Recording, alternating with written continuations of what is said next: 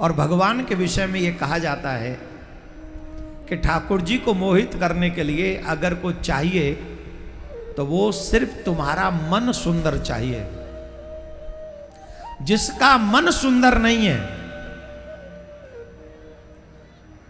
वो भगवान को मोहित नहीं कर सकता। भगवान उससे प्रसन्न नहीं हो सकते जिसका मन सुंदर नहीं है। आप अपने मन को तैयार कीजिए। आपका मन ठाकुर जी के योग्य होना चाहिए। मन का भाव सुंदर होगा तो ठाकुर जी आप पर मोहित होंगे।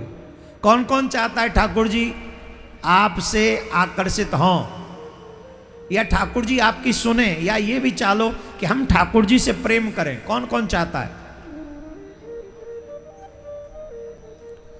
नहीं, जरूरी नहीं कि सबको हाथ उठाना है। It's your wish. If you don't want then it's okay. Who forcing you? No one can. Just you can try. भगवान से प्रेम करने की ट्राई कीजिए। आपने जिस से प्रेम किया उसने आपको ठगा है।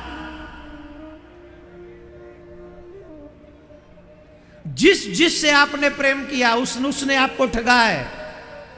और सच बताएं, आपसे प्रेम किसी ने किया ही नहीं है। अपने स्वार्थ से प्रेम किया है लोगों ने आपसे। किसी की नाक सुंदर लगी, किसी की आंख, किसी के बाल, तो किसी का धन, किसी का पद, किसी की प्रतिष्ठा। ये जरूरतें थी तो लोगों को आपसे प्रेम हो गया। वो प्रेम आपसे नहीं था, वो प्रेम अपनी जरूरत से था।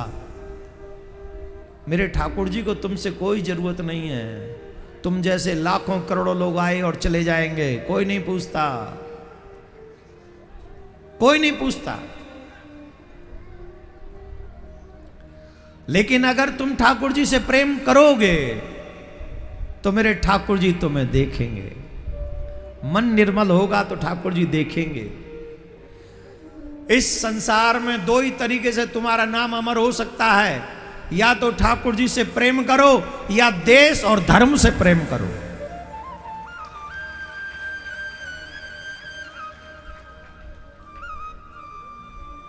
आई रिक्वेस्ट यू, उन्हीं के नाम अमर होते हैं। या तो नामदेव तुकाराम जी जैसे भगवान के दीवाने हो जाएं तो उनका नाम अमर हो जाता है। और अगर ऐसे न हो सको तो फिर तुम्हें छत्रपति शिवाजी बन जाना चाहिए, जिससे तुम्हारा नाम कभी संसार से, धरा से मिट ना सके। आप हमको बताइए, क्या तुकाराम जी, नामदेव जी, संत एकनाथ जी, ज्ञानेश्वर महादेव महाराज, इनका नाम मिटा पाओगे दुनिया से? जवाब दो। बोलना तो पड़ेगा तुम्ही को, जोर से बोलो। क्यों नहीं मिटा पाओगे? उनके हाथ में तलवार तो नहीं थी, उनके हाथ में धनुष तो नहीं था, उनके हाथ में कोई शस्त्र नहीं था। उनके हाथ में क्या था? उनके हाथ में थी खड़ताल, उनके हाथ में था एक तारा, और उनकी जिब्या पे थे विट्ठल का नाम। उस विट्ठल के नाम से, उस खड़ताल से, उस एक तारे से नामदेव तुकाराम प्रसिद्ध हो गए।